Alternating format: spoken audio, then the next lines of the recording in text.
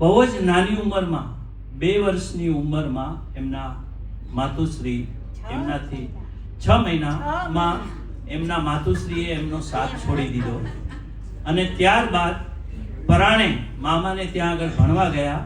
2 ચોપડી ભણ્યા. 15 વર્ષ 2 ચોપડી ભણ્યા. આને કહેવાય થાક નથી. 2 ચોપડી ખાલી ભણ્યા છે. પણ અત્યારે પણ અમે લિફ્ટમાં આવતા હતા. લિફ્ટની અંદર જેટલા ઇંગ્લિશ શબ્દો હતા બધા ચોખ્ખે ચોખ્ખા ઉચ્ચાર કરીને બોલ્યા. એમને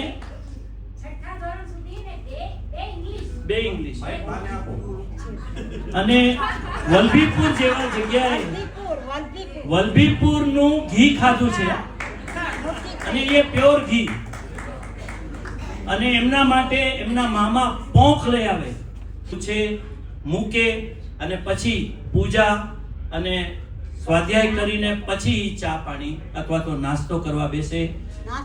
આ એમનું જીવન વૈષ્ણવ જીવનમાં વૈષ્ણવની અંદર મોટા થયા હોવા